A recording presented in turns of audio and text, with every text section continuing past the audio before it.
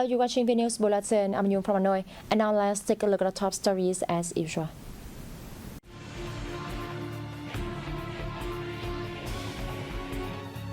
Vietnam posts twofold growth in agricultural trade surplus in 7 months.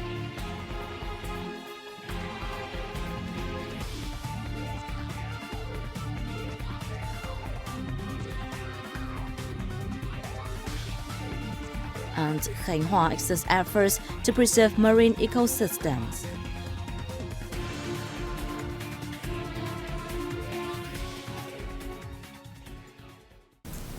Let's begin the bulletin with the most prominent events of the week from August 1st to 7th.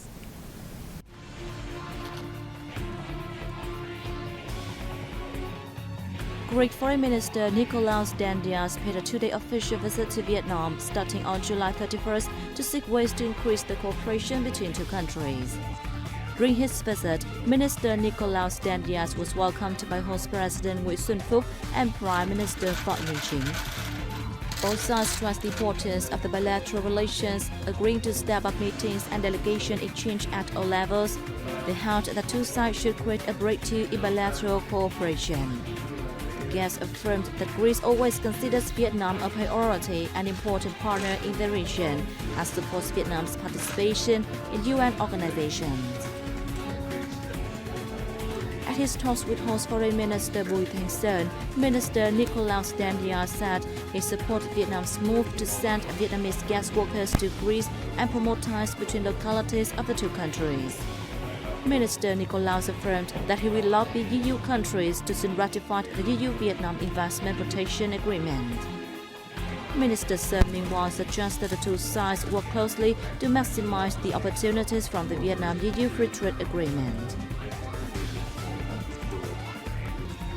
Politburo member and permanent member of the Secretariat of the Party Central Committee, Võ Văn Thưởng, paid a 2-day visit to the Republic of Korea from August 2nd to 3rd.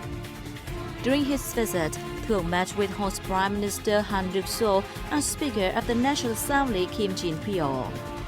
Thưởng briefed them on Vietnam's development and foreign policy.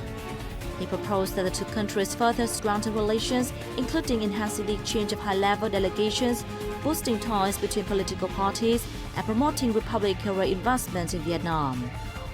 He also asked the Korean side to continue supporting the stance of ASEAN and Vietnam on promoting peace and cooperation in the EC.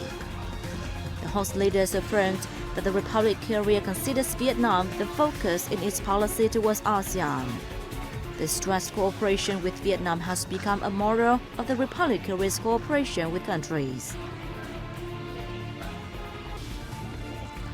Minister of Foreign Affairs Bùi Thanh Sơn led the Vietnamese delegation to attend the 55th ASEAN Foreign Ministers Meeting AMM 55 and related meetings in Phnom Penh, Cambodia from August 3rd to 5th. In his remarks at the East Asia Summit Foreign Ministers Meeting in Phnom Penh on August 5th, Minister Sơn called on countries to have turned the EC into a sea of peace and stability, safety and security, and openness and freedom. He asked the parties concerned to exercise self-restraint, avoid complicating the situation, peacefully resolve disagreements and disputes, and adhere to international law, the UN Charter, and the Treaty of Amity and Cooperation in Southeast Asia. On the sidelines of the event, Minister Sơn had a meeting with Prak Sokhonn, Cambodia Deputy Prime Minister and Minister of Foreign Affairs and International Cooperation, and Sri Lanka Foreign Minister Ali Sabri.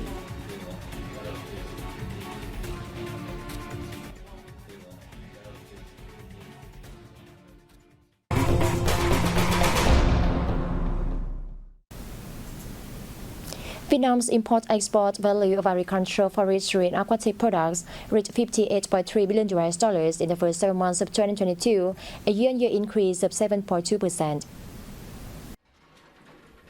According to the Ministry of Agriculture and Rural Development, revenue of exports were estimated at $32.3 billion, up over 12% year-on-year, while imports were estimated at $26 billion, up 1.6%. So far this year, Vietnam has enjoyed about $6.3 billion in trade surplus in agriculture, forestry, and fishery products, nearly doubling that of the same period in 2021. There were 4 items of exports whose value exceeded $2 billion, namely coffee, rice, shrimp, and wood products. The U.S. remained Vietnam's biggest buyer, purchasing nearly $8.7 billion worth of products. It was followed by China with an import value of $5.7 billion. Ho Chi Minh City needs to develop a specific roadmap to improve access to public transport, limit the use of personal vehicles, and speed up progress of metro lines, BRT, and others, experts have said. Under the project, public transportation is expected to meet 15% of residents' travel demand by 2025 and 25% by 2030. The focus will be on developing a convenience bus network, including enhancing interprovincial connectivity. By 2025, the city targets having the bus system connected with new urban areas, industrial parks, satellite urban areas, and passenger transport routes.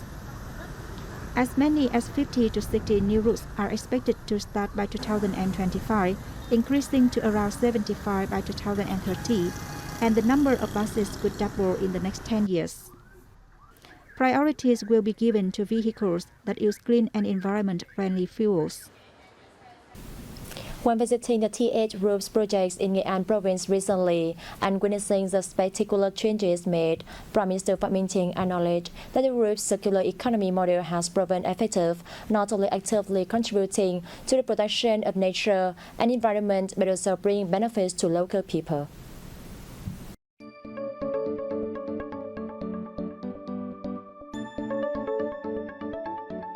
TH Group is a pioneer in building a closed chain of dairy products in Vietnam.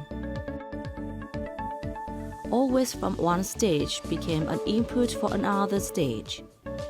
Rather than being discarded, all resources are circulated to create new value and cut unnecessary resource exploitation, reduce waste treatment costs, minimize environmental pollution, and protect the environment.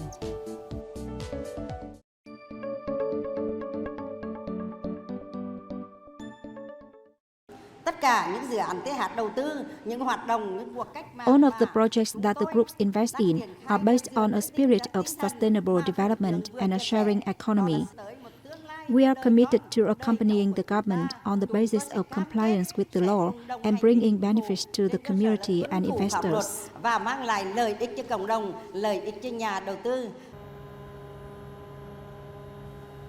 The TH Group's sustainable development and circular economy model has proven its effectiveness, not only actively contributing to the protection of nature and the environment, but also bringing practical benefits to local people.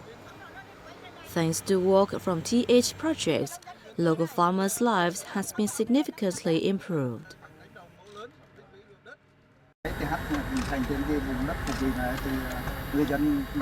Myself and other farmers feel assured about production because our products are guaranteed to be sold.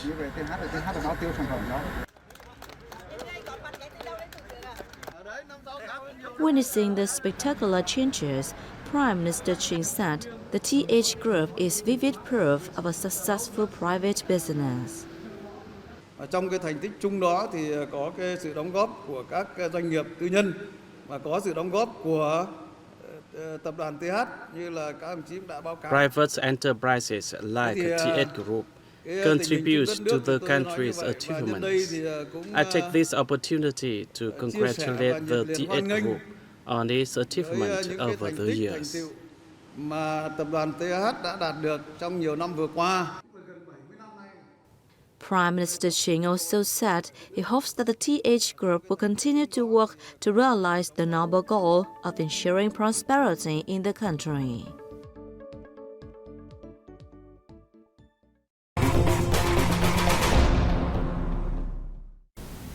The South Central Coastal Province of Khánh Hòa has been working hard to protect marine ecosystem through various measures.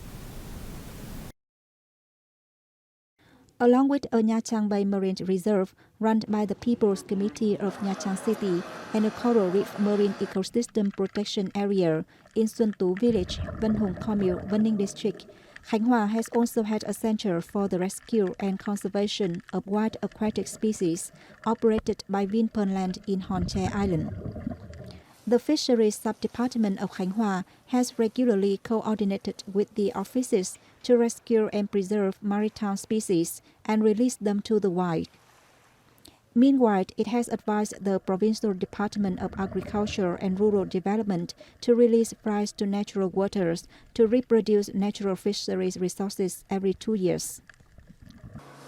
In response to the degradation of the coral reef in local waters, Nha Trang has banned diving and swimming activities in Nha Trang Bay area, especially around Hòn Mun, Moon Island from June 27th. Prompt activities have also been conducted to protect and recover coral reefs and prevent activities that harm them in the waters.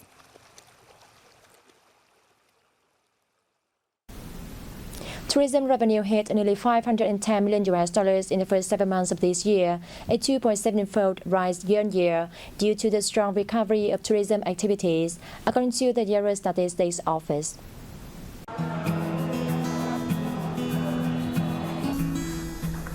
Some localities recorded a high increase in tourism revenue in July, including Khánh Hòa, Cần Thơ, Đà Nẵng, Hanoi, and Ho Chi Minh City.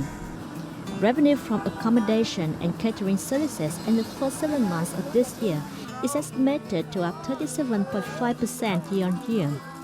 The number of international visitors to Vietnam in July reached 352,600, an increase of 49% compared to the previous month and 47 times higher than the same period last year. Vietnam welcomed some 955,000 foreign visitors from January to July, 10 times higher than the figure in the same period last year.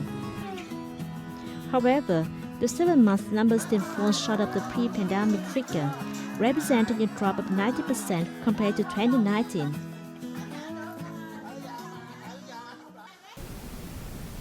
With the rapid pace of fashion trends, antique Vietnamese costumes may well have been on the verge of oblivion. To preserve and spread their traditional beauty, however, a number of organizations and individuals in Ninh Bình province have held a series of photo tours to bring antique Vietnamese costumes closer to the public. Sites and attractions such as Hoa Lư Asian Capital, Bí Động Pagoda, Thiên Hà Cave, and the Temple of Saint Nguyễn, and a space stimulating buffalo fighting were among the destinations of the photo tours, called Through the Heritage Domain, held by the Bangan 3000 art exhibitor, who coordinated with the Dong Phong tailoring and sewing of traditional costumes. At each destination, models were dressed in different costumes. In the process of researching ancient costumes, the most difficult thing was learning about materials, because information is quite sparse. I will conduct more experiential sessions in the future so that young people can try on these costumes. Attire such as Tất, Ngũ Thân, Giao Lĩnh, and Nhật Bình appear in tourist areas and attractions in Ninh Bình with lively colors. Combined with an Asian's quiet space, they not only enhance the beauty, but also attract many people who love learning about traditional culture. Photographers like me also want to introduce and promote the image of the nation's traditional culture. When I put on costume from the Lê dynasty, I feel very proud and can see their beauty. In addition to antique costume photo tours, exhibitions of the costumes and demonstrations of fabric dyeing have also been held, helping to give the antique Vietnamese costumes a presence in the modern world. Such events not only preserve and uphold the traditional beauty of traditional Vietnamese costumes throughout the dynasties, but also introduce and promote the image of the land and people of Ninh Bình to domestic and foreign visitors. That is all for this hour. Thank you for watching and see you next time.